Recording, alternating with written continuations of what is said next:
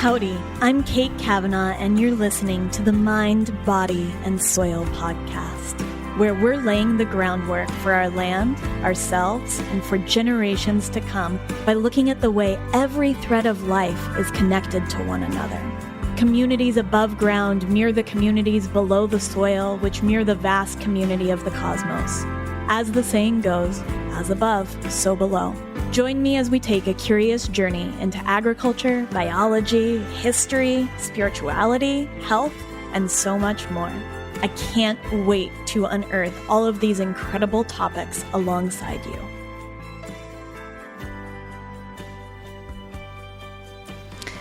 Hello and welcome to the Mind, Body, and Soil / Groundwork podcast. Since we're in the middle of a forever taking name change, I think I'm just going to rename it both.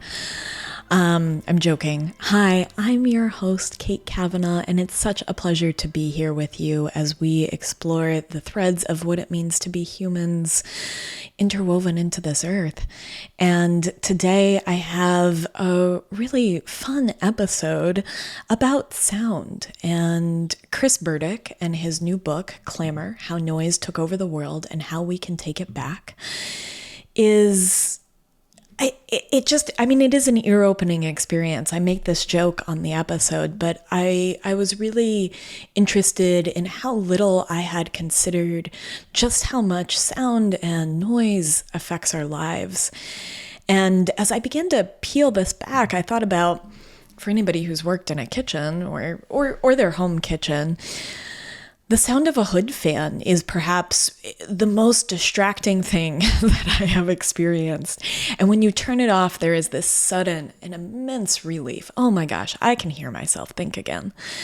And I was thinking about that as I prepared this episode. And so what Chris is really exploring is that our world is dominated more and more by a lot of different sounds. And for the most part, we've been reactive, but we have an opportunity here to shape how our world sounds and to be a little bit more preventative and to get involved. And the book really details some communities and innovators that are looking at what hospitals or electric buses or outdoor environments might sound like going forward. And he also pays really close attention to the very delicate biology of our human mammalian ears and what it means to have a rise in hearing loss, which we're experiencing at an unprecedented rate, and how we might prevent that, and also how much it disconnects us, and that can have really profound effects on our world. I'm going to read you a little quote. Chris says, "We've seen how the neglect of sound helped noise take over the world, and we need to recognize that sounds matter. To care about chronic stress, distraction, sleep deprivation, patient safety, environmental justice, and habitat loss is to care about noise. So let's weave sound into broader conversations about all the big issues it touches."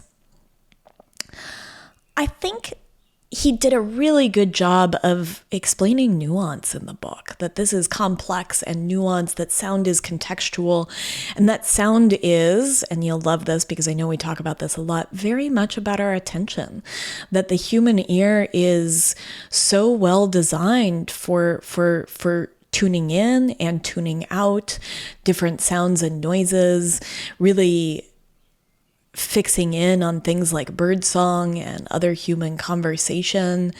And we also get a chance to explore the way that animals might experience sound and what our built environments are doing to right whales and to birds and to squid.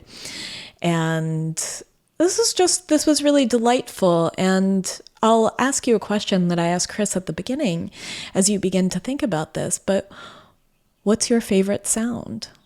And I was struck in this that 70% of children pick an animal sound. And I was particularly torn between the sound of my husband laughing, the sound of a symphony as they're not playing yet, where everybody is adjusting their instruments and it's a little discordant. But also one of my favorite sounds in the world. And all water sounds, rain, oceans, sound of a kayak paddle going through the water, which shouldn't have too much sound, but yeah, what an episode. And I think with that, I want to say how grateful I am to each and every one of you that this is something that you choose to listen to, that it's not lost on me that this goes in your earballs.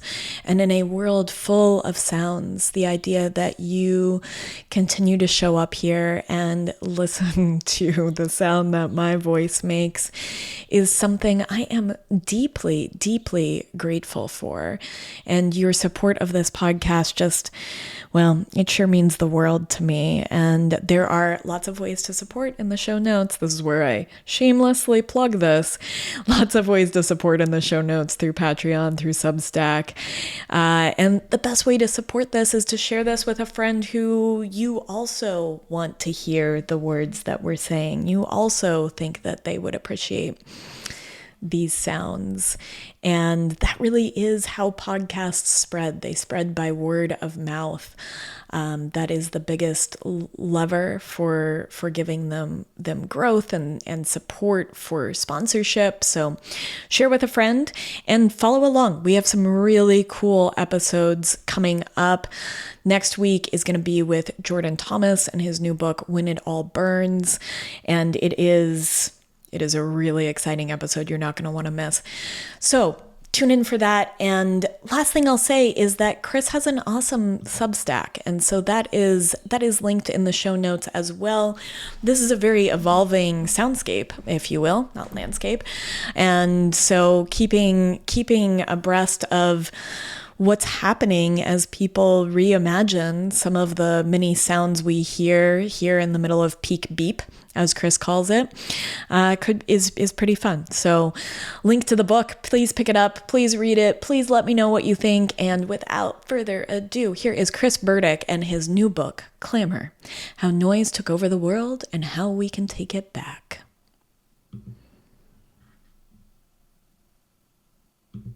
I love the book so much. And I actually wondered, so I think about this a lot. I have a lot of trouble starting podcasts. It's really hard to know where that entry point is. And you pose a question in the book that has left me thinking over the past week about it. And I don't think you yourself answer it in the book. And I wondered if I might ask you to kick us off, what's your favorite sound? Oh. Yes, I don't answer that because my favorite sound is my wife's laughter. And I found it to be, I didn't want to come off as hokey. I wanted to kind of, I think a lot of authors have a hard time judging how much of themselves to have in a book. And I'm no different. And so I just left out that detail. Yeah, I was just thinking about that, and that's funny. One of the three things I thought about was my husband laughing specifically. Yeah, so I love that. The sound of other people in our lives, I think, is a key. One of the favorite sounds that Deanna Menke, who is the audiologist collecting these, finds very popular. Yeah. I mean, we are creatures of connection, which I think we'll talk about throughout the podcast. And so I think it makes sense that human noise. I've spent a lot of time by myself in a very rural area, and it's really changed the way that I think about sound. And, I'll start it off here.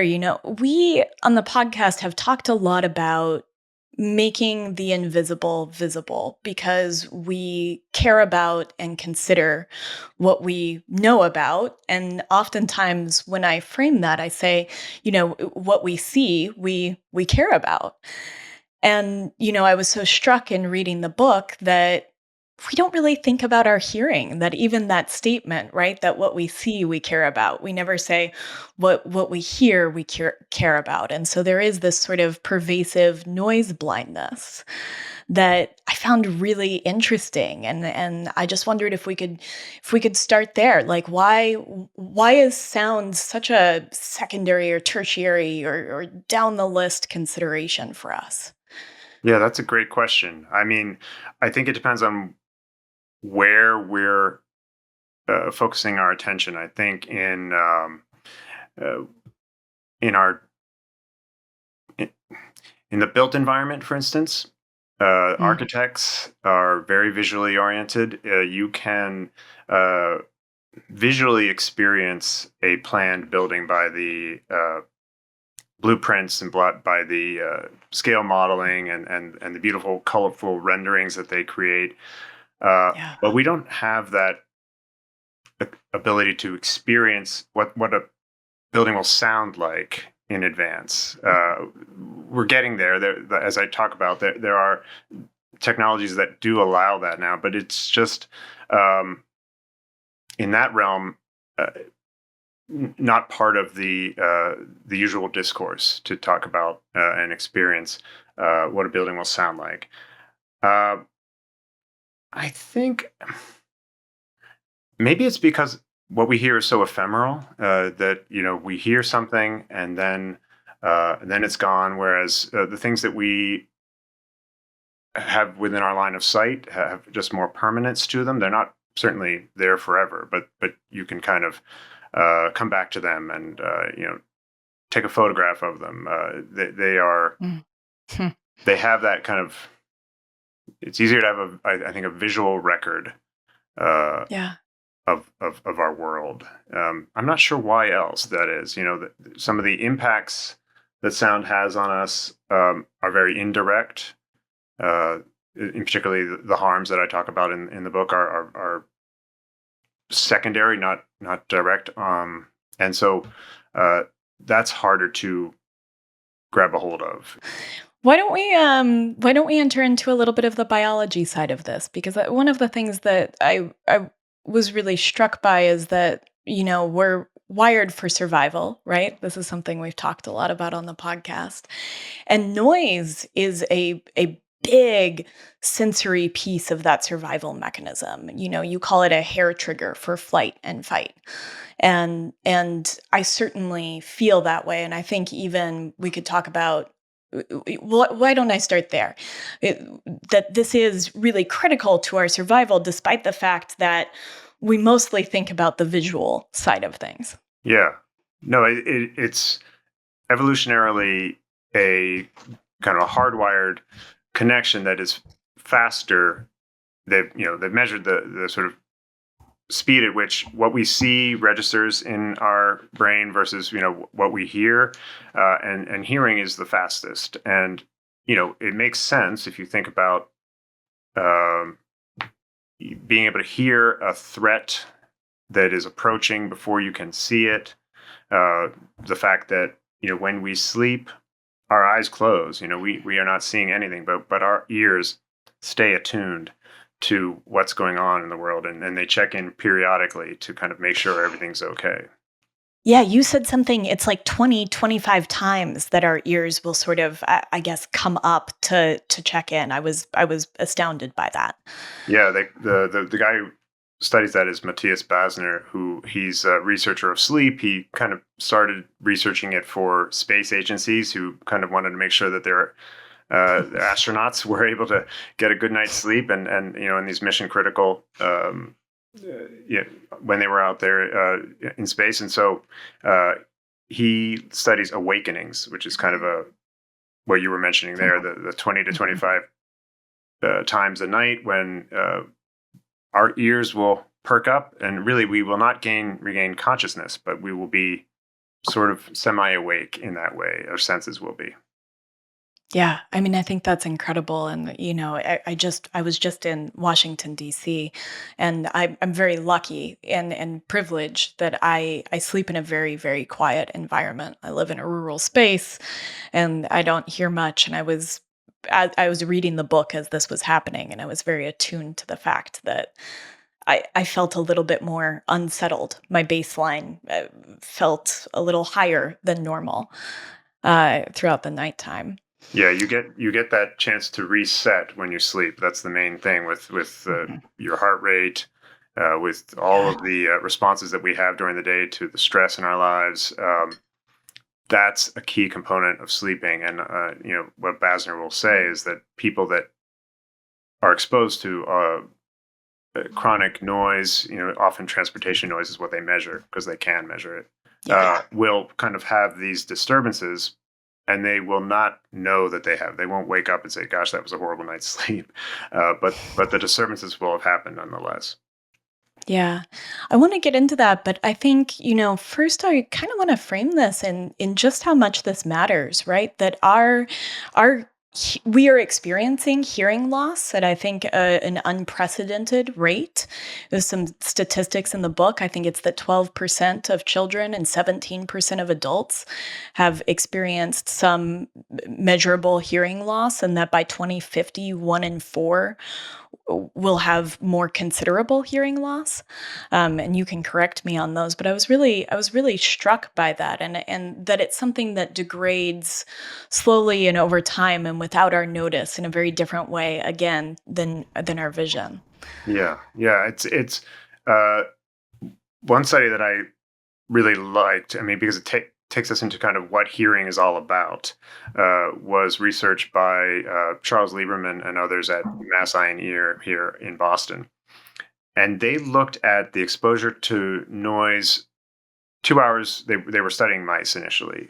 2 hours of noise exposure, and what did that do for the hearing ability of the mice? And they found that the mice were still able to hear all of the tones like you would in an audiogram, just at Mhm. every frequency, like a beep. But what they had lost were the finer grain connections that go from our inner ear, from their inner ears to the brain, that kind of allow them to do things like differentiate one sound from another, as the humans would experience it, being able to have a conversation in a noisy environment.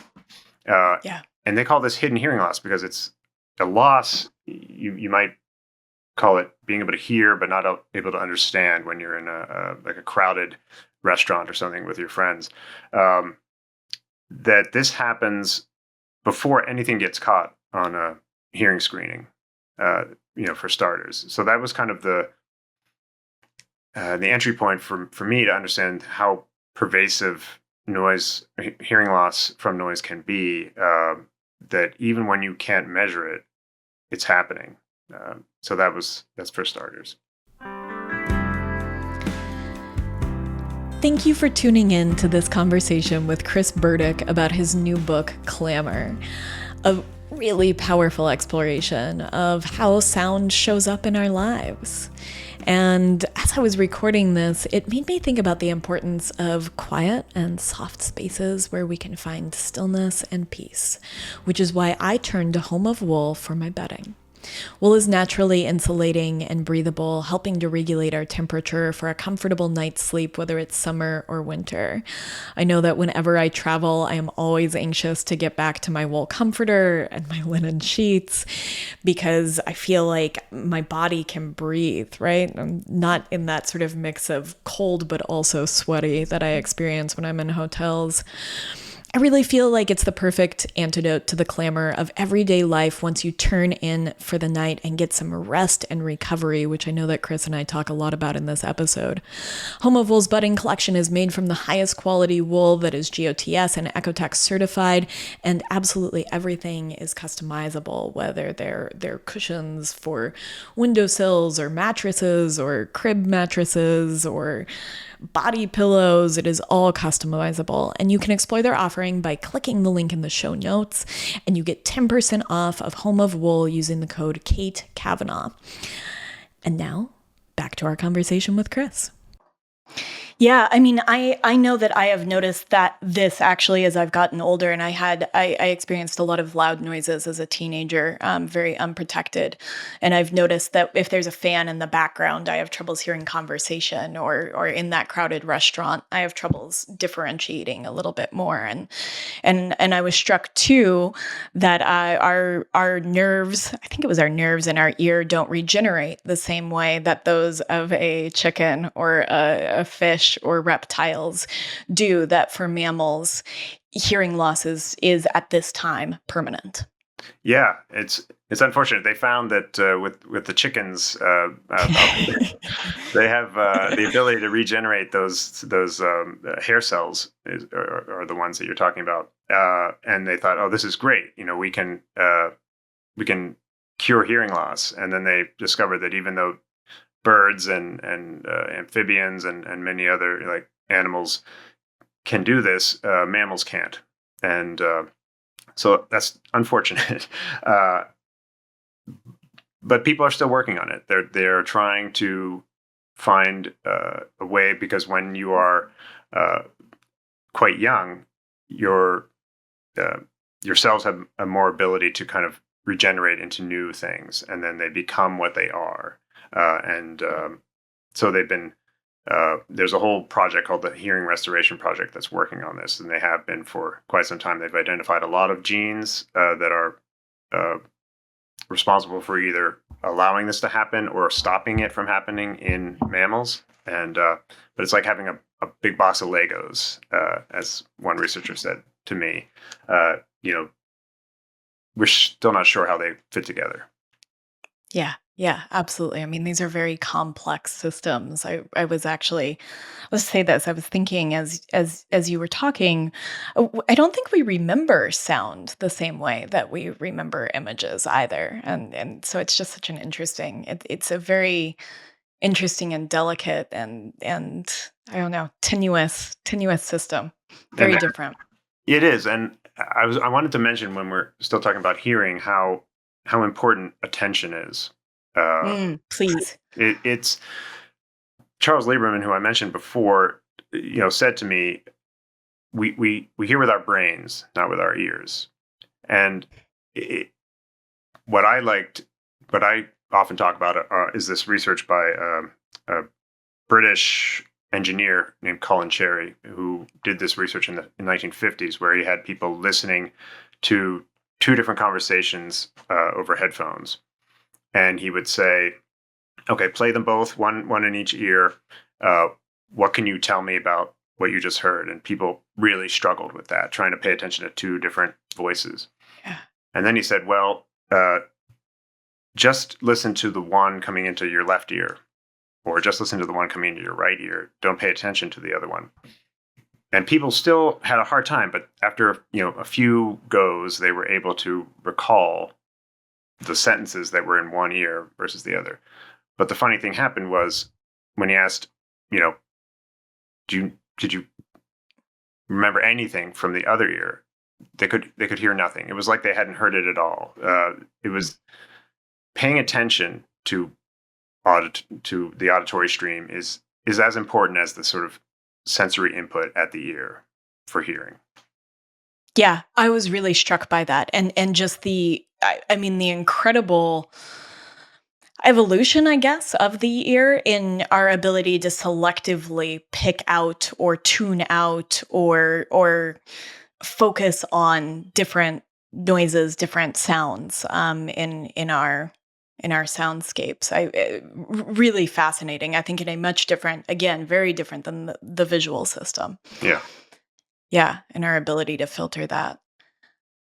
I wondered if we might take a little adventure into the natural world. I think that's something that we explore a lot on the podcast, and I want to kind of come back to our soundscapes as humans. But since we were talking about chickens, I did want to dip into the umwelts of the natural world. And actually, one of the reasons that I was really drawn to your book is that I had an initial conversation with the author Rose George, who wrote a great book called 90% of Everything about the shipping industry, where she talks about how disruptive it is to the right whale. Yeah. and how loud those underwater scapes have gotten. And you talk some about right whales, but you also talk about birds. And I think that this is a very interesting piece, right? Our ability to experience the sensory world, or Umwelt, of different animals, and how our environments, our built world, has affected them. Yeah. The Umwelt is, I heard about it through one of the researchers that I spoke with, Aaron Mooney, who's at Woods Hole Oceanographic Institute. It's from a German zoologist named Johann Uexküll. I think I pride myself on being able to pronounce German names. I studied German for a long time, but I that one is a tough one. It's got a U and an X and umlaut.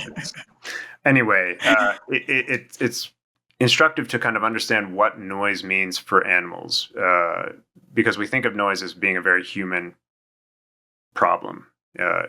It's Yes. think of noise as being something that we create, that we experience, that's sort of filtered through our subjective perception. And it's interesting to think about what actually is the sound environment for different species, because they vary quite a bit. How do they hear without ears in many cases? How do they make their sounds, and what do those sounds mean to them? And when our human-made sounds come into their world, come into their sensory world, how much of a disturbance is it to them? The guys, excuse me, the one researcher that I spoke with on this, Brendan Southall, who studied sonar and how it impacted marine mammals, was looking at, well, is this very loud sound, does it damage their hearing? And well, what can they hear, and does this damage their hearing? And he got very into this, kind of advising the White House back in when was it? I think it was the Bush administration. Yeah, it from was the the book. second Bush administration. Yeah, so it was the early 2000s. And he started to think about, well, there's a bigger noise issue here that's not just about loudness, that's about how some of this noise that we create just never goes away, that it just sits there, shrinking the sensory worlds of these animals, that they can't escape it. We can shut the door, put on our noise canceling earphones, drive somewhere quieter, whatever it is, to get away from this noise. But animals can't. They are always trying to hear, either for foraging for prey, for finding mates, for finding their way from one place to another when they're migrating, for fleeing predators. Their sensory world, and particularly the sound world, is incredibly important for them. Thank you for tuning in to this episode with Chris Berdik about his new book, Clamor. As we talked about the impact of noise in our nerves and the cells just beneath the hairs in our ear, I was thinking about the role of salt in our bodies. So salt plays a crucial role in nerve conduction. It helps your nerves, including those that are going into your ears, do their job to help you hear the world around you. And I love salt. I don't know if you know this. I'm sure that you do because you listen to this podcast. But Redmond Real Salt is the only salt in my life. It is mined from the ancient Sundance Sea in Utah. It is packed with 60 plus trace minerals that support your body from ears to toes. Whether I'm cooking a meal or replenishing my electrolytes with their Relight hydration powder, I rely on Redmond to fuel my body from the inside out. You can get 15% off your order at redmond.life using the code mindbodysoil_15. Again, that's redmond.life, code mindbodysoil_15 to get the best salt in the world. And I know because I visited them last October, and they are just the kindest people. They're really building a really beautiful community down there. Now, having said that, let's get back to our interview with Chris. Yeah, and I was struck that there could be some cascades, and one of the things you do a really good job of in the book is illustrating how complex and contextual this conversation around sound is. And you do a really good job of illustrating this sort of cascading complexity with the woodhouse scrub jay, as it forages for seeds from juniper and pinyon pine near areas with oil and gas wells. And I was really struck. You say, so from my understanding, this prevents them. They then aren't foraging in those areas, and then their droppings aren't carrying those seeds, which are reseeding and repropagating those plant species. And so there was a real dearth of biodiversity in those areas. And you say that noise had hit these areas like an invisible wildfire. And so there's a lot of complexity, I think, both in what happens for these animals, and I encourage people to read the book to learn some about whales, but also what happens cascading down for a whole host of different ecosystem functions. Right. I mean, because nothing changes in isolation in nature. These things all interact, and those birds that spread, I think, both juniper and pinyon pine in this area of New Mexico. They plotted this out over years and years, and where the noise, where the wells, these were natural gas wells, had compression, air compression on them. It made them much louder. The birds, they just weren't around, and so they didn't spread those seeds. And they were looking at these plots of land, and I think the seedlings were down somewhere in the neighborhood of 80% compared to the quieter wells. So, wow, I mean, that's profound. I think you had a great quote from Kurt Fristrup in the book, and he said, "I've come to believe that when we mask nature's sounds with more and more noise, we haven't simply lost opportunities to hear those sounds. We've conditioned people not to listen." And so, yes, just speaking to our ability to adapt is very different than the animal world's ability to adapt. That's true. I mean, I write about also, though, that all the research that's accumulated on how much being able to listen to nature helps us, not just nature, is important to keep in mind. And it's important to keep in mind, even though so much of nature now has some of our noise in it. It's very difficult to kind of be someplace where you're just listening to nature. Then again, even many of the places that are very built up in our world have quite a bit of natural sound to them. And as Kurt has mentioned, it's really interesting to kind of think about what the next level of research should be to see how much nature, how much that benefit of natural listening is degraded by the mix of human sounds. At what point does it really start to kind of matter when you're walking through a woodsy area of like an urban park, when the noise of the roadway next to you is overwhelming all of the bird song or the small creek coming through? When does that become just masking it all and removing that benefit from nature? Because there is, a trade-off from being able to get to these places to, their pristineness, which makes sense. Yeah, and who has access to them also. Right. I mean, I found this really interesting, and I meant to look this up before we hopped on, and my morning was a little bit harried. But I know that I had read a study some years ago that was asking the question if we have a parasympathetic, we have a relaxing response to birdsong, and if that was indicative of, from an evolutionary standpoint, presence of birds would have indicated that there weren't certain predators in the area, because those birds would have also left perhaps sooner than we might.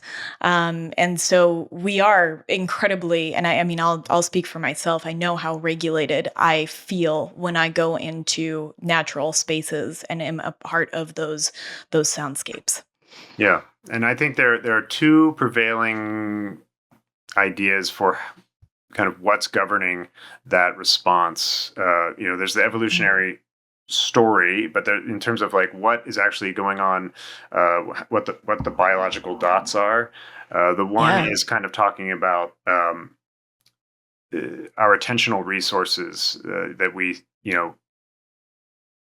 don't realize how limited they are and how much in need of restoration they are. Spending our time with devices and with all of the hubbub of our daily lives. But there's a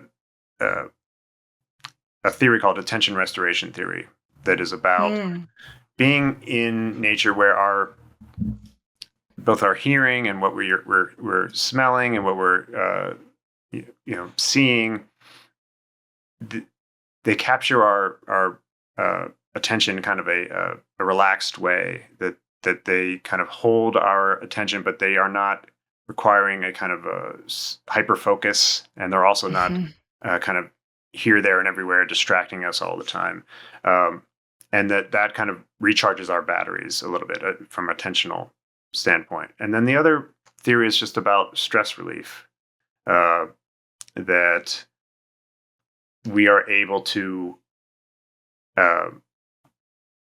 just relax. There's a study from a hospital back in the 80s where people who were recovering in a room that had a view of trees had faster recovery. And that's the kind of basis of it. But,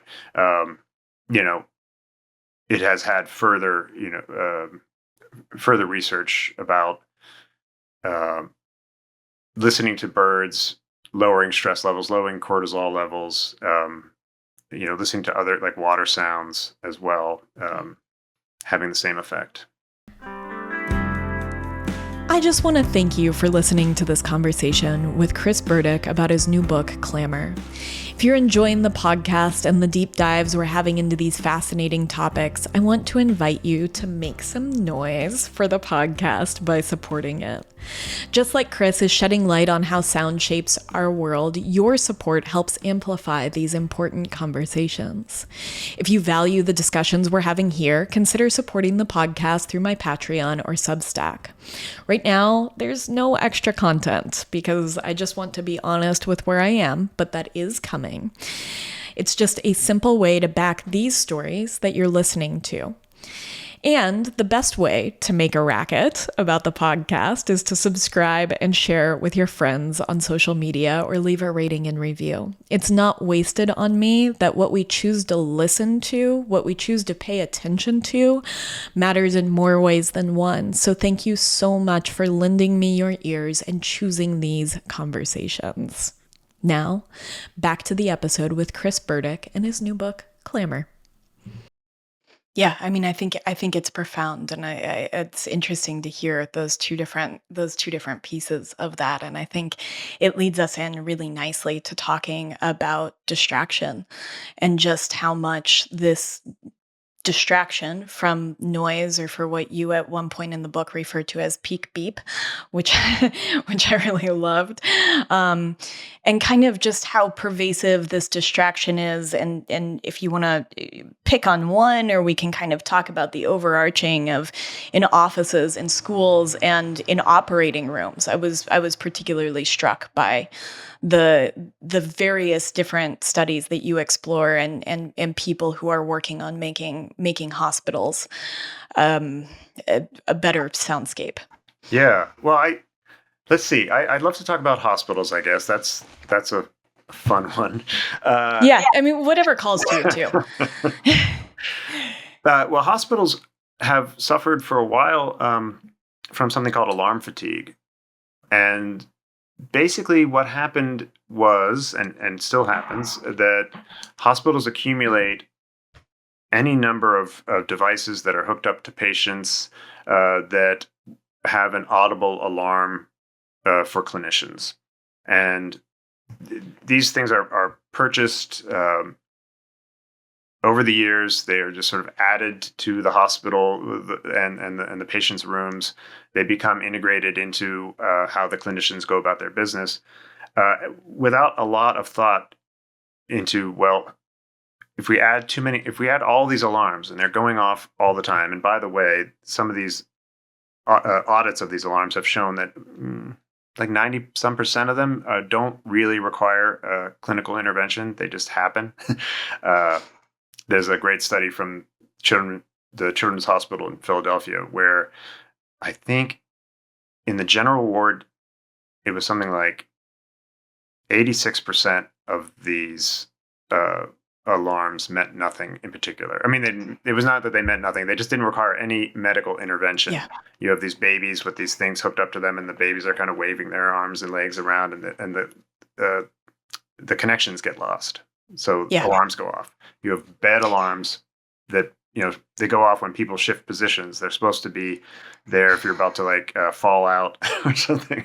And so what happens is clinicians get kind of a cry wolf reaction to this many false alarms. And they had this study that showed that the reaction time to the alarms that mattered slows after that many. The more false alarms you have leading up to the alarms that mean something, you have a slower reaction because you can only be Makes on sense. guard, so much. Yeah, I mean, I was really struck, and there's kind of a dual edge here that it's also putting patients, it's disrupting sleep, which we just talked about, how healing and restoration of a lot of processes happens in sleep for patients, and then this fatigue that clinicians are experiencing. This weekend I was with a friend who was an anesthesiologist, and we were talking some about your section about the canary box and just how attuned they become to that oxygen sensor alarm, and how needed that is. But increasingly there's more and more other noise that's happening within the operating room. Yeah, that's so. I think one thing with hospitals and with so many of our environments that I try to emphasize here is that the sounds of these environments are really important. They have important functions that can make the hospital run better. That really help. The clinicians do their healing work. The pulse oximeter alarm, or the sort of steady sound that kind of can deviate to indicate there's trouble, is incredibly important for patient safety. And the canary box was an invention by an anesthesiologist who was in an operating room when well, as the anesthesiologist explained to me, their job doesn't stop once the sutures are completed, and most of the rest of the surgery team has completed their job. Their job continues because at that point you have to take the patient out of sedation and get them breathing on their own, and you really have to be attuned to how that patient is doing. And at the time, everyone else thought everything was complete. They were talking about their weekend. The music was going from the surgeon's playlist. People were coming in and out of the operating room, getting ready for the next operation. And he thought he heard the oxygen levels dropping in the patient, and he had to kind of start shouting to try to get everyone to be quiet and turn off the music to save this patient's life. And the canary box was a device that he created because of this, to kind of hook into the pulse oximeter and other vitals patient monitor system to turn off the music when there was trouble, so that it could kind of engineer their way around this noise problem. There's a certain sound that you have to hear, and there's other sounds that mask that. And this was kind of a way of sort of solving that riddle. Yeah, I was really struck by it. I was really struck in reading the book on how much innovation and curiosity and people that are really trying to change the way we hear our worlds that are there and on the ground, whether that's in a hospital or in a city, and just it opened my ears to a whole world. Sorry, to a whole world that I really was very oblivious to. Yeah, I encountered this world too. I've been oblivious to it as well because I had thought about noise. I think as a lot of people do, as being sounds that bother people, that are after the fact. You hear these sounds and you come in and you're trying to kind of see, are they too loud, do they violate some rule, and let's shut them down if they do, or let's quiet them Mm. down if they're too loud. And it was all very reactive and all very kind of isolated from one sound to another. And I think when I really got into this research for this book, sort of finding people that thought about this proactively, that thought about Yeah. how can we not just blunder our way into all this noise, and actually think about the noises that we're going to bring into this building, or the noises that are going to be part of this s- city that we are planning.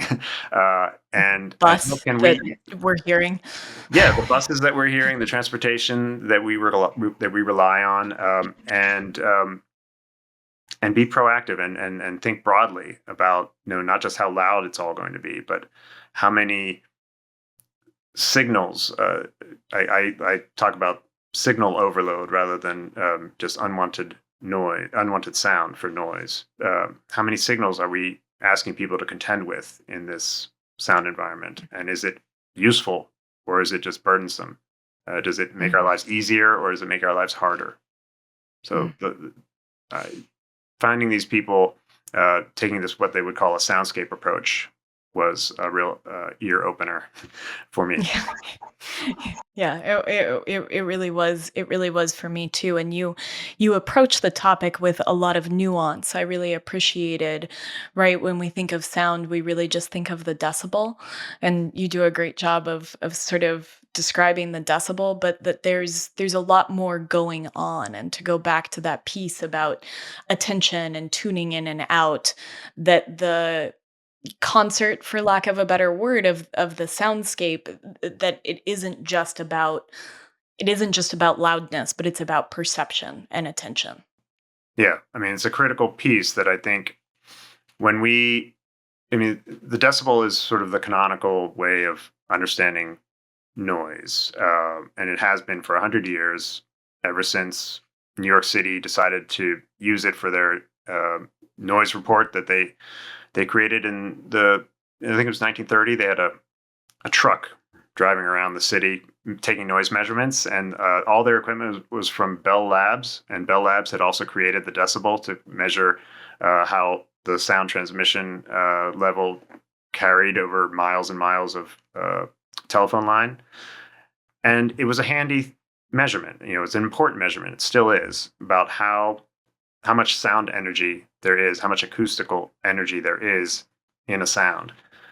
Um, but it's just one small sliver of what sound actually means to us. To perceive, to hear sound is about so much more than just how loud it is. Mhm.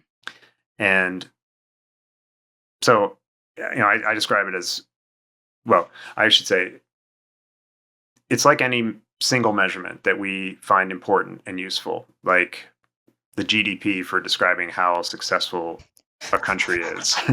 You But would you would pick on that. I have issues with that one too. These sort of monoliths, yeah. they're very useful, and they say a lot, but they don't say anywhere near everything. No. And the decibel is just like that. Yeah.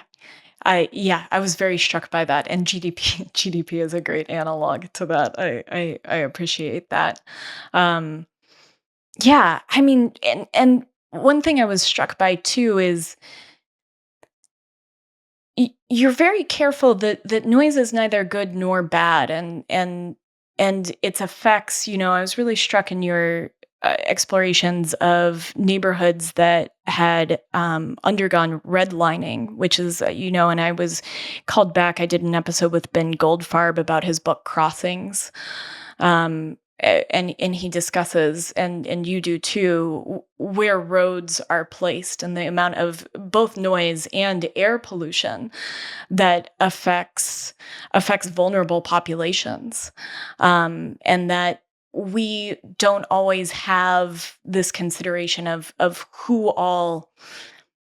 where our noise is affecting people. Yeah. I Yeah. So I think the in that chapter I was talking about how noise fits into other pollutions when it comes to environmental justice. And redlining is, was this way of uh, assigning risk to investors to different parts of cities back in the 30s and maybe early 40s before it was outlawed. And it was essentially saying, these areas are safe for investors. These areas are kind of declining, and these areas are hazardous. You shouldn't put your money there. And maybe surprise to no one, a lot of these risk assessments were based on the color of the skin of the people living there, or where they were recently from. A lot of immigrants would lead to a higher risk designation. And so there was a lot of disinvestment in these areas, kind of a cyclical disinvestment, and concentration of poverty. And a lot of these areas then became kind of neighborhoods of least resistance when it came time to put a 6-lane or 8-lane highway through, when the big highway building programs happened in the 50s and 60s and 70s. And so studies have shown that where the redlining happened, there is proportionately more noise and the other pollutions that come from this infrastructure. And when I visited a bunch of these neighborhoods, and the question became, well, what does noise pollution mean in this context? If you're talking about other pollution like the particulate matter or other air pollution, there's an obvious goal, and that is we just want less of it. We just ideally we want zero, but the less the better. When it comes to sound, it's a much more nuanced question. Silence is not what people are after. People in many of these neighborhoods also deal with blight and too much quiet. I'll put it that in those terms of abandoned, vacant properties. Disinvestment taking its toll, and so that is the kind of balancing act that is, when you think about noise as an environmental justice issue, you have to take that into account. Yeah, I mean, I think that's a profound piece there too. And I mean, you talk about this some in exploring cities, right? That we don't want things too loud, but when something is too quiet, that also comes with a lot of signals, whether that's danger, right? Whether that's disinvestment from a community. And so again, that this is a very dynamic and nuanced conversation. Yeah, and I think, even taking it out of the environmental justice context, if we think about during COVID, when there were lockdowns, or people were just off the streets and they weren't getting together, schools were shut down, businesses were shuttered, and cities quieted by about 4 to 6 decibels, depending on where they measured it. And so there was this quiet, which a lot of people remarked on, and they could hear the birds again, and they didn't have the traffic, and that's a long-standing goal of anti-noise movements, which which we were able to achieve, but there's this kind of the reality of what was behind that was still there, and you couldn't escape it.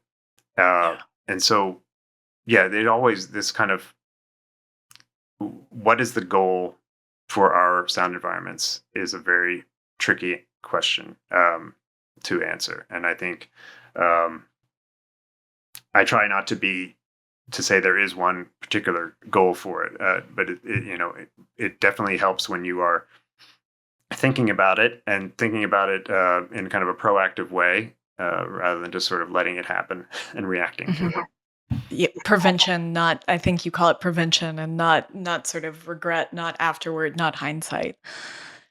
Yeah, I really appreciated your, since you're very descriptive and not prescriptive, exploring a lot of different modalities and different options, and what has worked in different places, and each little piece I found absolutely fascinating. And so I'll just point listeners back to the book for teasing out all these sort of vignettes, these small stories about how different people are reimagining how our world might sound, or different individual granular pieces, or the concert as a whole. I really loved it. And so I just want to encourage everyone to pick it up. Um, I thought we might wrap up, and I kind of had a tension. I couldn't quite. I'll see if I can come up with a question, but there was this question of, it's kind of dual purpose, right? It's how can we listen to what our environments and soundscapes need, and also how can we be heard? And I think that you really do, in many ways, point to in the book, maybe not answer, but point to ways in which we can be more proactive and involved in shaping the way our world sounds. Right. So I think that one way is to recognize that we have that power. It seems like a silly thing to point out, but it is something I think people don't really believe that they have this ability to cultivate the soundscape to a certain extent. I mean, we don't have Yeah. control over our sound environments entirely, but more and more, we have. I write about the people that were reimagining what the London buses should sound like because I loved this piece.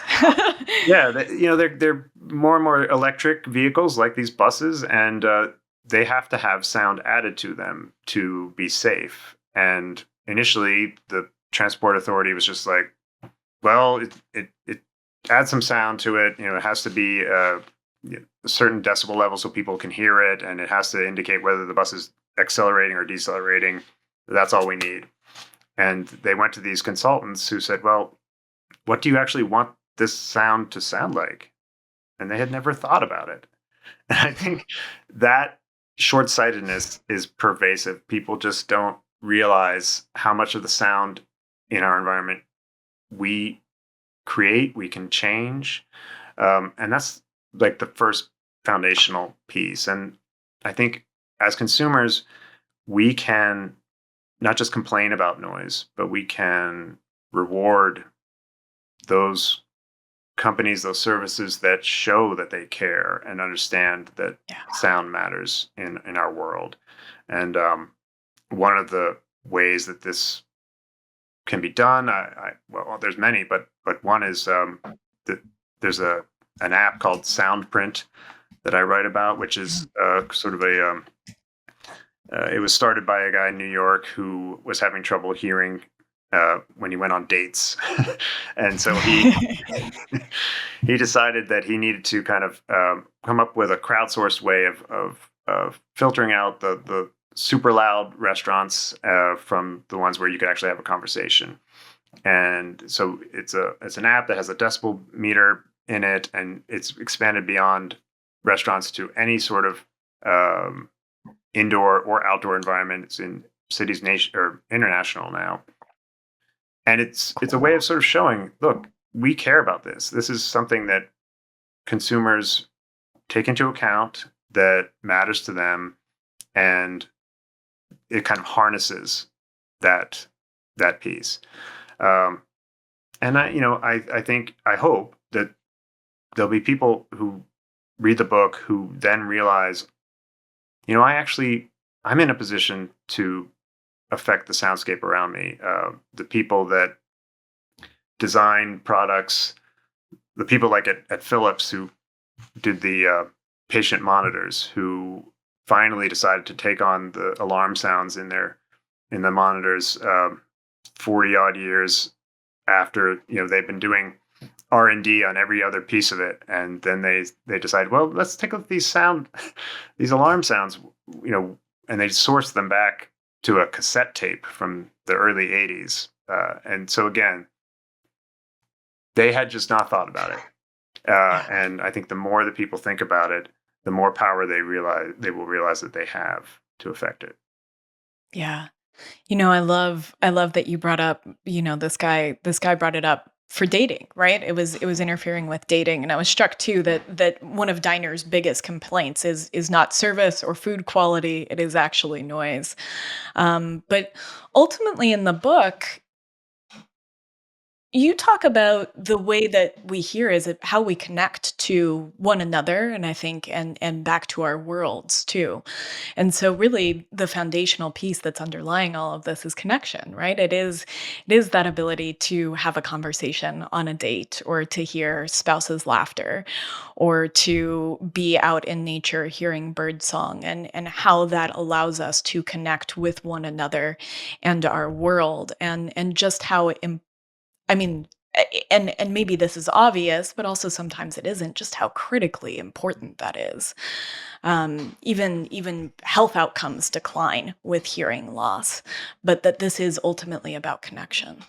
Yeah, no, that's 100% what it is, and when we think about hearing, oftentimes hearing loss is it's definitely measured in at the sensory level, and but the impacts of it, that's much broader, and it's all based on the loss of connection. It's the loss of uh, our ability to interact with people. It's our ability to understand one another, and that has those impacts that cascade from that. People that are older, that can't connect, that socially withdraw, have greater levels of depression and greater levels of dementia. Um, and I think that's a piece that people care about a lot more than uh, a loss of a few decibels at a certain frequency. Yeah. That is less important than the ultimate reason why hearing matters to us. Yeah. Well, I mean, I just can't thank you enough for what a really what an ear-opening, eye-opening experience it was to read the book, to read Clamor, and I just want to invite you. Is there anything big that I missed that you want to bring into the conversation before we wrap up? No, I don't think so. Kate, thank you so much for having me on, and for bearing with my technical Yeah, limitations. it's my pleasure. It's my pleasure. It's not a big deal at all. No. Um, we're going to have links in the show notes for where everyone can find you, find the book, and I'll be in touch with Aaron about release. But yeah, I really appreciated this, and it it delighted me and really made me think both. And I think that that's a really nice line to cut, and I just appreciate your exploration of the subject. Well, thank you very much for the read and for the conversation. And I will Yeah. say, if you could add my newsletter to those links, because I'm trying to keep Yes. things going. As this book Yes. takes a long time to put together, and then all of a sudden everything's in the past. But I like to try to Yeah. keep the conversation And going. you want to capture that. Is that on I'll find it. I'm sure it's on I'll find it. But yeah, absolutely. And I'll mention that in my intro too. I have some notes here, and I'll take a peek and mention that, because I know capturing that to continue the conversation. And I think that this feels like a field that's really growing as well. So thank you for your time. Thanks for bearing with the technological problems, and this will come out alongside the book. So this will come out the Tuesday. I don't remember. Is it the 20 something? It's the 20th is when the book. 20th. Yeah. So great. Thank you very much. So it'll be out then. Thank you, Chris. Okay. Have a wonderful rest of your day. You too. Thank you so much for listening to this episode of the Mind, Body, and Soil podcast. If what you found resonated with you, may I ask that you share it with your friends or leave us a rating and review wherever you listen to podcasts? This act of reciprocity helps others find Mind, Body, and Soil. If you're looking for more, you can find us at groundworkcollective.com and at Kate_Kavanaugh, that's KATE_KAVANAUGH on Instagram. I would like to give a very special thank you to China and Seth Kent of the band All Right for the clips from their beautiful song Over the Edge from their album The Crucible. You can find them at All Right on Instagram and wherever you listen to music.